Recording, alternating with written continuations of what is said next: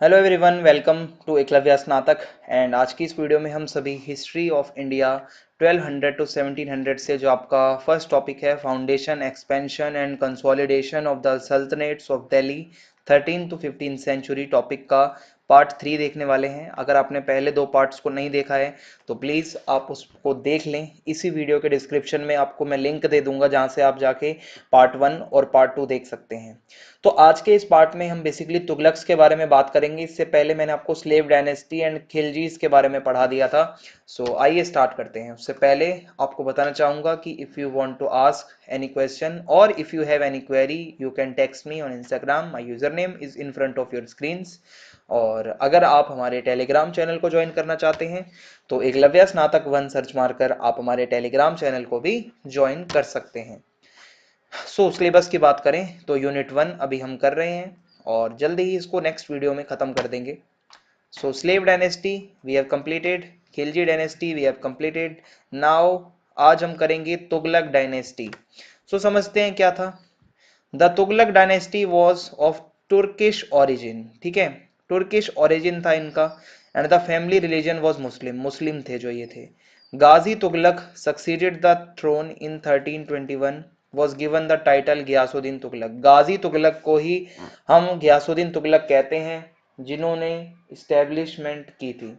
The Tughlaqs were able to maintain their rule for a long time, बहुत long time तक इन्होंने rule किया।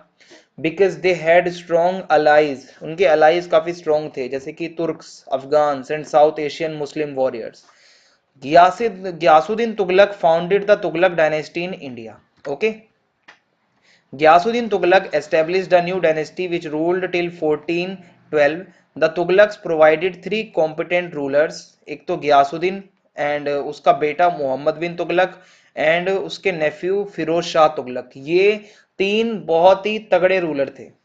The first two of these sultans ruled over an empire which comprised almost the entire country. जो पहले दो थे गयासुद्दीन और मोहम्मद बिन तुगलक, इन्होंने लगभग ऑल ओवर इंडिया के ऊपर राज किया था भाई। The empire of Firoz Shah Tughlaq was smaller but even then it was almost as large as that ruled over by Alauddin Khilji. After the death of Firoz Shah Tughlaq, the Delhi Sultanate disintegrated and North India was divided into a series of small states. So Firoz Shah Tughlaq की death के बाद में जो north India था वो छोटे छोटे small states में डिवाइडेड हो गया। Although the Tughlaqs continued to rule till 1412, so the invasion of Delhi by Timur in 1398 may be said to mark the end of the Tughlaq Empire. और Timur के invasion के साथ ही इनका खत्म हो जाता है ये। The origin of Ghazi Malik is a subject of controversy among the historians.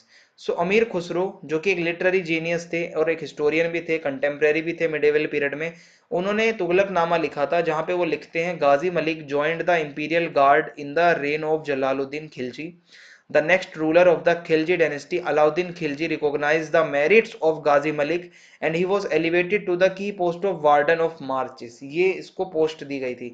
Warden of marches का मतलब होता है एक ऐसा ऑफिसर जो कि रिस्पॉन्सिबल होता है guarding the north western region of the Delhi sultanate. Okay, Ghiyasuddin Tughlaq followed the policy of encouraging agriculture and protecting the cultivators. तो ये लोग जो मतलब जो तुगलक थे, खासकर गियासुद्दीन तुगलक, ये एग्रीकल्चर को काफी इनकरेज करते थे और प्रोटेक्ट करते थे कल्टीवेटर्स को।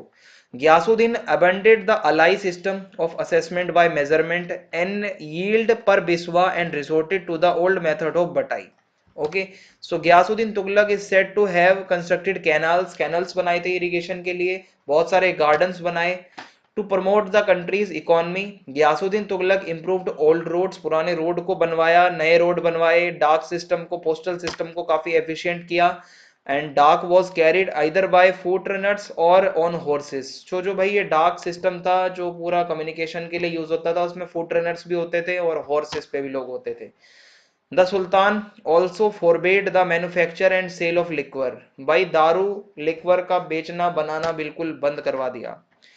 अब आता है मोहम्मद बिन तुगलक, 1324 से लेकर 1351 तक इसका टाइम था। मोहम्मद बिन तुगलक के बारे में पढ़ना बहुत इंपॉर्टेंट है। Mohammed bin Tughlaq is known for his unique personality. हमारे इंडियन हिस्ट्री में इसकी पर्सनैलिटी बहुत अलग है। Indeed it would be difficult to find a man like him among the other rulers of any period. He had a stupendous memory, a keen intellect, and unstable thirst for knowledge. ठीक है. He was a profound scholar of mathematics, astronomy, history, geography, and science of medicine. ये सबकी knowledge थी भाई से. He was also a poet and writer as well, and superb orator. So he was accentuated by a strong urge of social reform. ये बहुत reforms चाहता था. ये सती प्रथा को, स्टॉप सती, ठीक है, सती की जो एक प्रथा चलती थी उसको भी रोकना चाहता था. और भी जो एविल कस्टम्स थे, जो प्रैक्टिसेस थी हिंदूज एंड मुस्लिम्स में, इसको रोकना चाहता था ये. He appointed a Hindu as the governor of the province of Sindh, और इसने सिंध प्रोविंस का गवर्नर एक हिंदू को बनाया.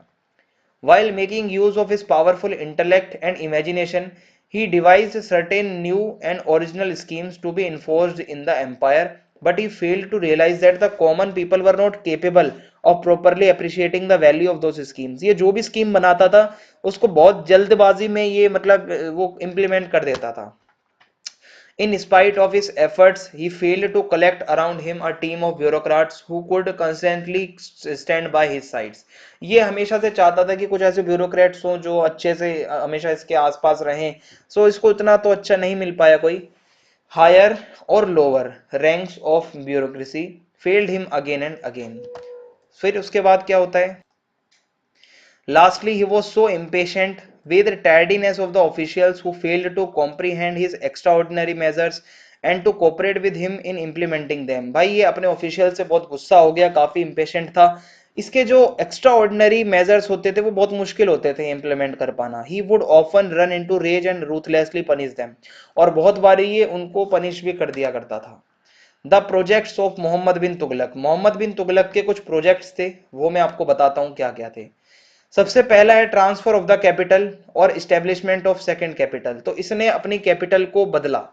इन 1327 Mohammed bin Tughlaq work out a scheme of transferring the capital. इसने 1327 में अपनी कैपिटल दिल्ली से देवगिरी को शिफ्ट करने का सोचा. ओके, जो कि 800 माइल्स दूर थी. He shifted his capital from Delhi to Devgiri to protect his capital, अपनी कैपिटल को बचाने के लिए. And ordered the common people, और भाई अपने वहां के लोगों को, जनता को और गवर्नमेंट ऑफिशियल्स को कह दिया शिफ्ट हो जाओ. After many difficulties he ordered them to return to Delhi. अब भाई वहां पे सारे आ गए, उसमें प्रेग्नेंट लेडीज भी थी, उसमें बीमार लोग भी थे, उसमें बूढ़े भी थे, बच्चे भी थे, सबको लेकर ये चला गया पहले तो वहां पे. फिर कहता है कि नहीं वापस दिल्ली चलो. सो भाई इसने बहुत ही ज्यादा बेवकूफी वाले काम करे थे. फिर आता है token currency 1330 to 32. Another scheme which Mohammad bin Tughlaq launched was token currency. इसने क्या किया था भाई? The token currency was introduced because of the shortage of silver. उस टाइम पे ना सिल्वर की शॉर्टेज थी, और माना जाता है कि बहुत ही ज्यादा शॉर्टेज हो गई थी as compare to gold. It was also been opined that the main reason which led to the Sultan, एक और मेन रीजन था, वो ये था, he wanted to multiply the currency of the country for the sake of promotion of trade and commerce. वो trade and commerce को बढ़ाना चाहता था, इसलिए भी इसने ये काम किया. The token coins were made both of copper and brass, brass और कॉपर के बने होते थे. Mohammed bin Tughlaq however depended rather too much on the honesty and cooperation of the people. ये भाई बहुत ज्यादा अपने लोगों की ऑनेस्टी के ऊपर भरोसा करता था, डिपेंडेंट था. So he did not use government machinery to enforce measure rigidly, और ये सारे मेजर्स को अच्छे से एनफोर्स करने के लिए इसने कोई गवर्नमेंट मशीनरी का यूज नहीं किया.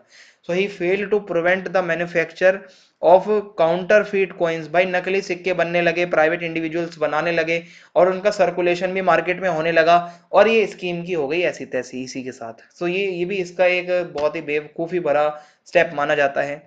Mohammad bin Tughlaq from the very outset made great improvements in the coinage system. Coins में इसने थोड़ा इंप्रूवमेंट किया. All his coins were properly milled, और बहुत अच्छे से बने होते थे. कैलीग्राफिस्ट तो वो खुद था ही, तो नाम वाम बहुत अच्छे से लिखवाता था ये उस पे, कॉइन्स पे. ही इंट्रोड्यूस्ड फर्दर सब डिविजन्स ऑफ द कॉइन्स. छोटे छोटे कॉइन्स भी चलाए इसने, ताकि जो स्मॉल बिजनेस के जो ट्रांसैक्शन है वो सही से हो पाए, और काफी प्योर भी थे इसके जो मटेरियल के जो कॉइन होते थे. अगला इसका स्टेप था कॉन्केस्ट ऑफ खुरासान. अब इसने खुरासान के ऊपर क्या किया था?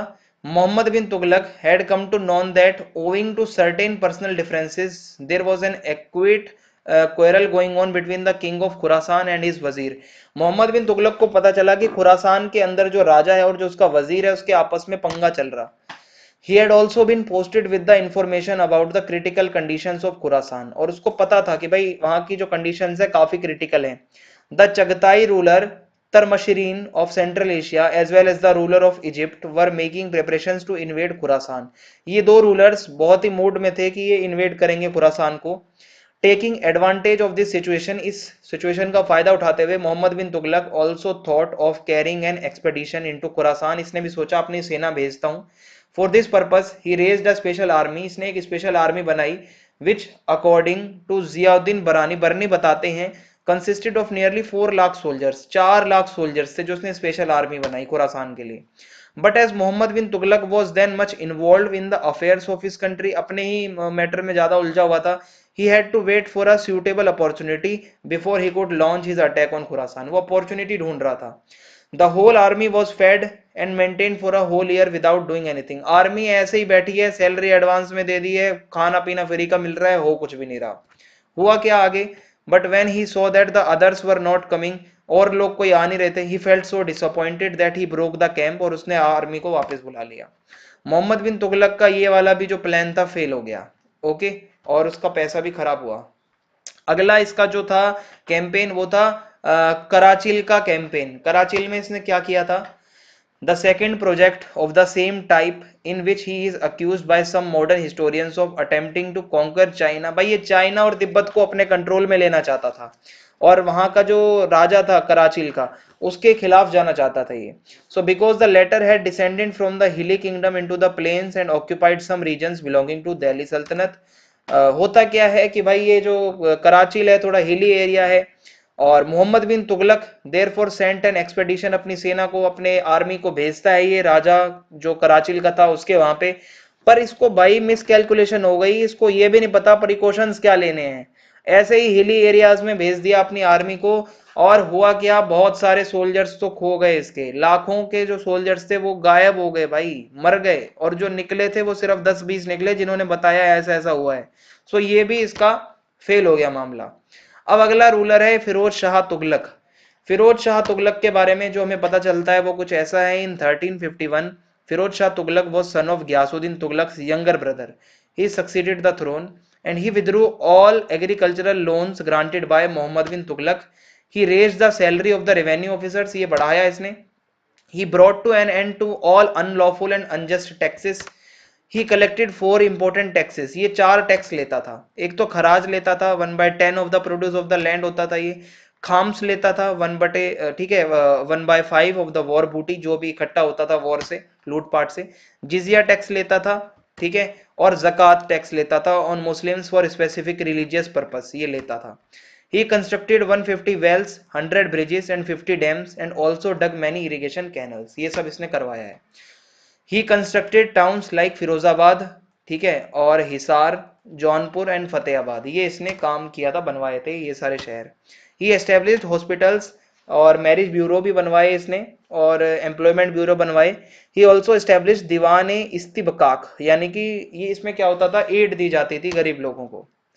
Firoz Shah Tughlaq surrounded Bengal in 1353 and 1359. इसने बंगाल को सराउंड कर लिया और जैन नगर को सीज करा और हमारा जो जगन्नाथ टेम्पल है पुरी का, उड़ीसा का, उसको इसने डिस्ट्रॉय करने की कोशिश करी. सो ये सब है. फिरोज शाह तुगलक से रिलीजियस पॉलिसी वॉज ऑर्थोडॉक्स, काफी ऑर्थोडॉक्स था. इसने उलेमास को हाई स्टेटस दे दिया था जो कि पहले नहीं किसी ने दिया था. इस्लाम को प्रमोट कर रहा था ये forcefully. And he was only sultan who imposed jizya on Brahmins. ब्राह्मणों के ऊपर इसने जजिया टैक्स लगाया. अ ब्राह्मण वाज बर्न्ड अलाइव. भाई जिंदा जला दिया गया एक ब्राह्मण को बस सुल्तान के ऑर्डर पर, क्योंकि उसने ये कहा था कि हिंदुइज्म और इस्लाम जो है वो मतलब दोनों बराबर हैं या फिर दोनों में सच्चाई बताई जाती है. सो भाई पसंद नहीं आई सुल्तान को ये बात और उसने जिंदा जलवा दिया उसको. और इसी के साथ हमारा टॉपिक खत्म होता है. अगर आपको वीडियो पसंद आई हो तो चैनल को सब्सक्राइब कर दें, वीडियो को ज्यादा से ज्यादा शेयर करें. जय हिंद, जय भारत.